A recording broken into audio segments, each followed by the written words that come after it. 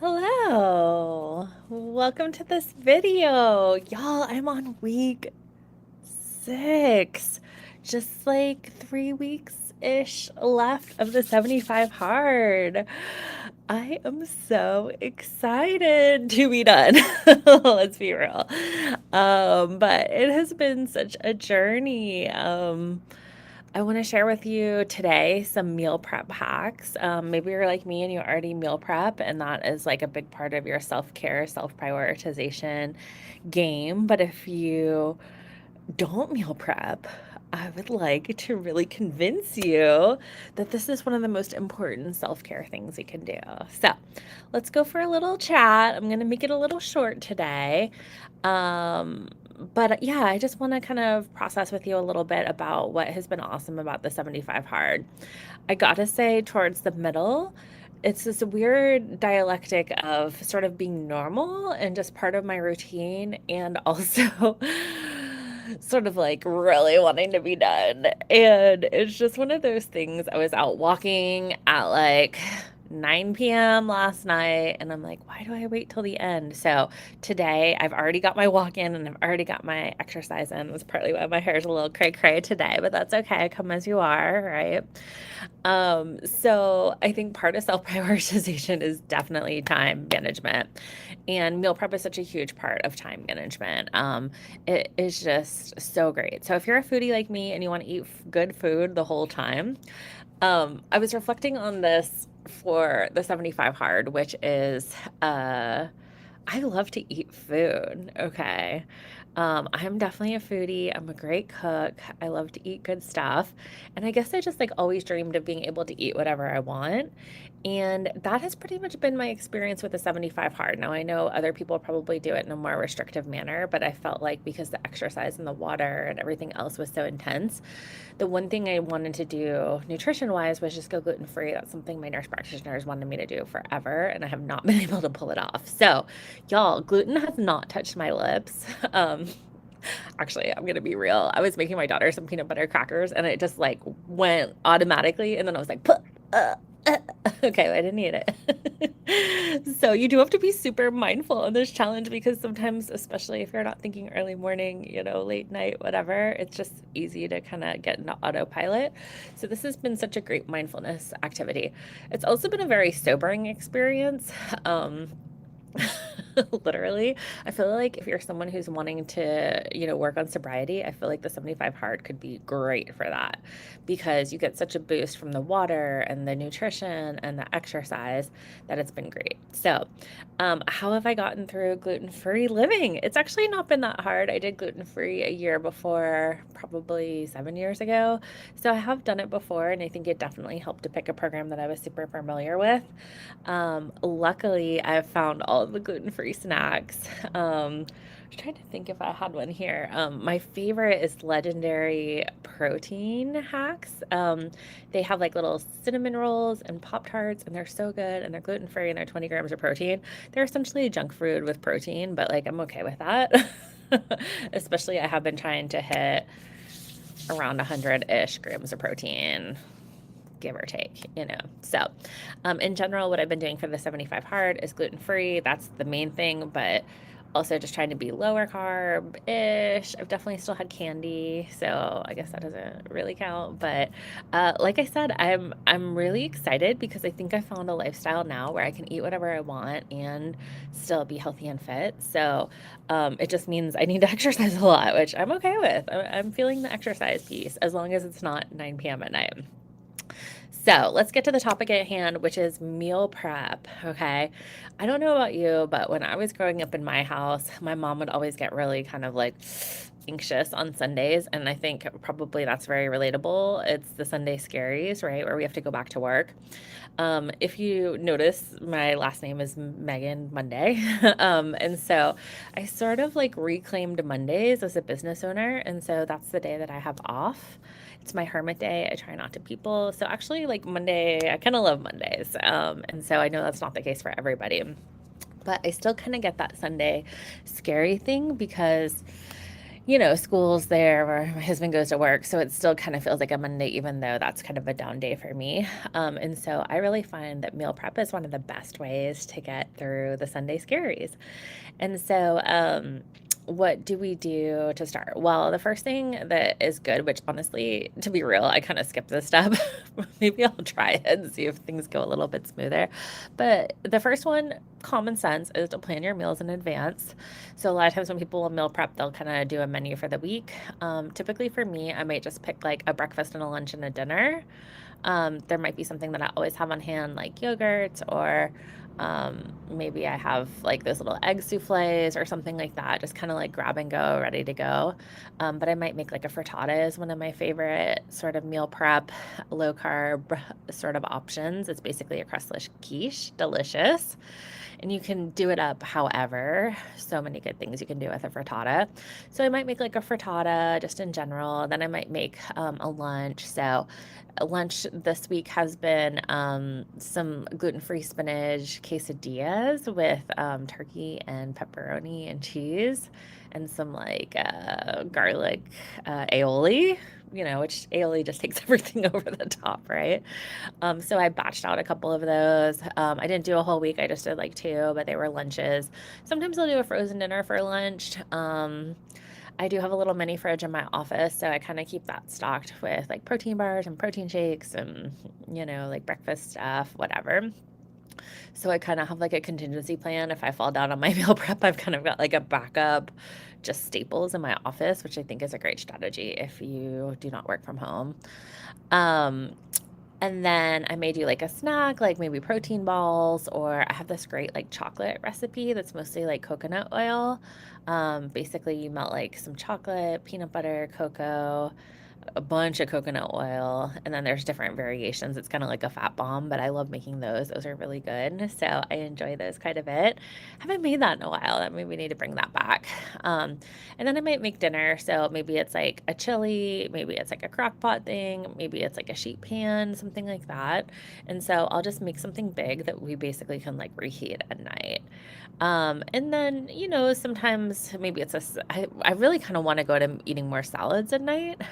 So I think that may be something I do. I'm kind of trying to decide because I really have, I guess the rebellious streak in me has like, I have stuck to the gluten-free thing, but I have like pretty much let myself have whatever I want other than that. So, I may try to, be a little, more diligent these past couple weeks, see if I can get the maximum results. But I'm feeling really good about it. My body is definitely changing. I can definitely see the results. Definitely feeling increased energy. I'm more on top of my stuff all the way around. And this kind of verifies something that I say all the time to my clients, which is the more you do, sometimes the more you can do. Partly because you just don't have time to procrastinate. You just got to get it done or it doesn't get done, right? So I do love a meal prep. I've gotten it down to about maybe an hour or two. And I'm often like cleaning the kitchen, doing the dishes while I'm prepping. So I'm sort of like multitasking that piece as well. The first tip, of course, would be to plan your meals in advance. Again, you can do it loosely like I do, or obviously there's like recipe planners, which is kind of fun. I have some of those planners that are not written in. Maybe I'll go track that down and try it, planning ahead. Let's see, practice what you preach kind of thing, right?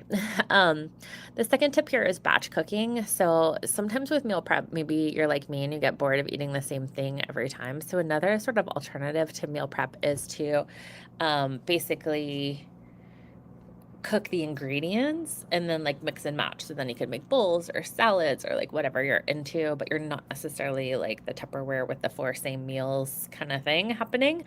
And so instead, we could cook large batches of like your proteins or your grains, make some quinoa, maybe roast some veggies. And then you can kind of store them in containers, put them in your bowls, put them in your salads, your soups, whatever you got going on.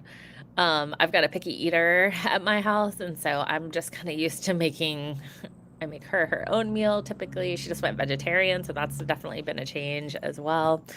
So yeah, I'm batch cooking some stuff, but like basically everybody does their own thing. So That's kind of nice is you can mix and match components and you can kind of have that variety that you're looking for. Because I got to be real, with meal prepping, it does get boring on the third or fourth day when you've eaten the same thing, even if it's really a delicious thing. So I think that that can be a good way to kind of step it up a bit. The next tip is to invest in quality storage containers. Okay, so just like I said, invest in your little like gym outfits that make you feel good. I do find meal prep containers are good. Obviously, I think glass is probably the best thing. To be real, I buy some of those just like 10 in a pack meal prep things. My husband actually really got me on meal prepping. He lost a lot of weight several years ago by eating basically chicken and broccoli and just meal prepping all the time. And so I just kind of got used to him meal prepping, and sometimes I would meal prep for him, but then I wouldn't meal prep for myself. Now, don't we know this video is about self-prioritization, okay? Or even worse, I would meal prep it out and then not eat it because it was healthy. Okay, tell me if you've been there. I'm sure you have, where you made some nice healthy food and then you're like, I don't want to eat that. So I think it's super helpful. Make sure you have enough containers, all that good stuff. You can get the little like dressing containers so you can be all fancy and it doesn't get mushy. Obviously, I think glass is probably the gold standard. Mason jars are really good for just keeping either ingredients or like if you're doing like a mason jar salad or something, it really does keep it fresh for so much longer. So I'm a big mason jar girl, so it's kind of on brand for me. As I said, I do like to prep and chop in bulk. Okay, so this is like when you get home from the store, take some extra time, but you like wash everything, decant it, chop things up, and kind of have it like good to go. If you want to pay a little bit extra, like sometimes I will just buy stuff like pre-chopped and ready to go so I can just like grab and go.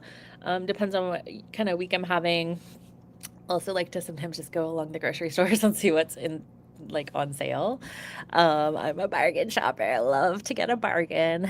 And so that's definitely a strategy as well. I sometimes will leave it loose and then see what is a good deal. But yeah, I think, like I said, I like to either clean the kitchen or maybe I'm like cooking like some chili or a stew or something and starting to get like chilly in the fall. I got my long sleeve shirts on. So definitely it's soup season and I love throwing like some raviolis, gluten free, of course, in a soup or like some pasta or something to kind of give it a little like something something there. So yeah, I love to kind of have the meal prep happening. I've experimented with what days I go shopping. It used to be Sunday, but like Sunday is such a busy day at the grocery store. Then I kind of moved it to Friday. So I noticed like we were empty over the weekend and then we'd go out a lot. So then I was like, well, let me get fresh groceries for the weekend. That seems to be working. Sometimes I'll supplement like if I just have a random day. Luna's at karate or something, we'll go get some things. Or sometimes I go early morning right after I drop her off at school. But yeah, I like to, you got to have all your ingredients, right? So you got to have your containers, you got to like wash and cut everything, maybe gonna roast a bunch of stuff. Maybe the Instant Pot is really good for that. I got an Instant Pot for Christmas. Asked my husband for a crock pot, got an Instant Pot, not quite, but okay. And y'all, maybe you're like me and it's sat in your cupboard for about a year before you worked up the courage to use it. But now I really like it, especially if I'm like, maybe I've got like a soup in a container, but I want to make something else. It's just kind of nice if I'm like low on pots and pans. You can kind of do like a one pot stop with the Instant Pot. So I do like to make like a soup. I've not gotten super creative. I think maybe a celebratory present for me at the end of the 75 hard might be a really nice air fryer. I saw one of my YouTuber mom mentors was had a really sexy I think it was Drew Barrymore. It was pretty sleek. So I have like a air fryer somewhere pushed on the back of my drawer, but you can use it for everything. So I think that's an underutilized gadget that I'm gonna definitely bring out for some meal prep. Really great for like proteins. It sounds like salmon bites are really good in the meal. Salmon in general, I think is really good. I've not really tried to cook proteins. I've used it more to like reheat or fries or something like that. But I'm gonna maybe challenge myself to use the air fryer. Okay. And then the final tip is use freezer friendly meals. So a lot of times, like I said, we get tired of eating the same thing. So maybe you make a soup, but then you go ahead and freeze half, and then you can pull that out in a couple weeks. You don't even have to meal prep, right? So I think it's really great for like big, bulky things like soups, stews, casseroles, anything where you may just like have a ton of it. And, you may just not want to eat that much. And so I think use the freezer. We've got a deep freeze too. So that's super helpful. But yeah, I love doing that kind of thing. I really love cooking. I feel like it's very mindful, it's very meditative for me. Definitely working around the 75 hard meal prepping has been huge because squeezing in all the rest of the stuff. I mean, I literally have probably 2 hours a day devoted to like 75 hard stuff. I've got an hour and a half workout between the two to drink all the water, to do the mindset, to take the picture. It's about 2 hours. And so if I wait till the end of the day, then that's like my 7 to 9 or even 8 to 10, like it was last time. So, you're already dedicating a lot of time to the 75 hard. And so I think meal prepping is just a great way to kind of have a no brainer autopilot week and have like really delicious, healthy food ready to go for you. And all you have to do is reheat. Like, who doesn't love that, right? Little bonus tip here. I do love a theme, whether it's a party or a room or whatever. I do love a theme. And so sometimes it's really fun to do like theme meal prep. Maybe it's tacos, maybe it's like Mexican Monday or pizza Friday. I swear those cauliflower pizzas that are gluten-free have totally gotten me through. And also, like I said, the legendary protein bars, like those two have both been like godsends for just keeping me um, in that portable sort of like junk foodie vibe while still being able to adhere to my version of the 75 hard. So anyway, I hope this was helpful. I do love to meal prep. I've shared some of that like on my stories and different things and some of my meals. I do have a great like 75 hard nurture sequence with workouts and these videos and tips and recipes and all that kind of stuff. So if you're interested in joining me, I'm interested to see the results. I definitely would say I feel a lot better. I'm not sure about the weight loss piece. I was talking about this with my husband. I was like, "Do you think I've lost weight?" And he was like, yeah, but I have not really jumped on the scale, so I'm not quite sure. But I know I'm at least down a size, if not two. And again, just like my stomach's flatter. I mean, walking really is we don't think of that as a really intense workout, but it really does a lot. And so I've definitely been thinking about what am I going to do afterwards. I finished right before Halloween, so yes, there probably will be a gluten spree, probably like pizza and a beer on Halloween night, I'm feeling. But then I think maybe, oh, the time change. Well, the time hasn't officially changed, but it's been getting darker earlier, and that has really thrown me because it's like dark by like 6:30 now, and so I was used to kind of having that like 7 or 8 o'clock hour where it was still light out. So I definitely think it would be hard to do a winter 75 hard. But I think I'm going to take a few days of a holiday, and then I think in November, maybe start the 75 soft because I do want to keep up the progress. I do think a daily workout is doable. The gallon of water, definitely doable. I do like the walk, although, like I said, I think weather is not going to be friendly here in a little bit. So I think with the 75 soft, you lose the outside workout and you can have alcohol on special occasions. And I think that's a really doable, like daily lifestyle. I may take like a rest day on a Sunday. To be real, usually on Saturdays and Sundays, I'm like pretty active anyway. So sometimes I'm cleaning the house or I have like a big project. We were painting my daughter's room this week. So on the weekends, a lot of times I'm not like doing a workout. I'm maybe getting a walk in and then I'm like grocery shopping or I'm cleaning the house or I'm doing some kind of like physical labor. So I think modify it to your lifestyle, but I guess I just reflecting on being maybe 2/3 of the way there. Um, I feel like it's really doable. So I do feel like the challenge helps to keep you honest because like yesterday I so just like wanted to give up so I didn't have to do my workout, but I did it anyway. And so I feel like the 75 soft could be a great like step down and keep me working out, keep me drinking water. But some of the harder stuff, I think it falls off, which I'm here for. But I do I do think a walk out in nature is very invigorating. I just took like a half an hour walk outside and it's kind of chilly and brisk and definitely woke me up and now I'm ready for the day. So thank you for joining me with this talk. If you are not a meal prepper, highly recommend, even if it's just like a frittata for the week, or maybe it's just like a little sheet pan dinner, or like maybe some chili. Like, you can start small for sure. But I think, um, I don't know, that's just like one of those childhood memories. My mom is such a good cook, and just like eating such good home cooked food, like, oh, it's so nurturing. And so I think it's a huge part of self prioritization. Highly recommend. Definitely, I feel like I'm doing a lot of the habits that I had wanted to do for years, like journaling and mindset and walking and drinking lots of water and blah, blah, blah. Um, and so I think that meal prep was really one of the first ones I started with. And I've probably been meal prepping pretty consistently for, I don't know, probably the past like 5 to 7 years. Like, I feel like probably the whole time my daughter's been in school. And then, like I said, my husband kind of turned me on to it when he got really good at it. So, highly recommend. If you are already a meal prepper, tell me what your favorite go-to, meal prep is. I would love to hear and get some new ideas. Always looking for new ideas. And thank you for coming along on my journey. And I hope that if you're doing the 75 hard, that you're sticking with it and that you've got people cheerleading you through the tough moments when you want to quit and you just keep going. All right. See you next time. Bye.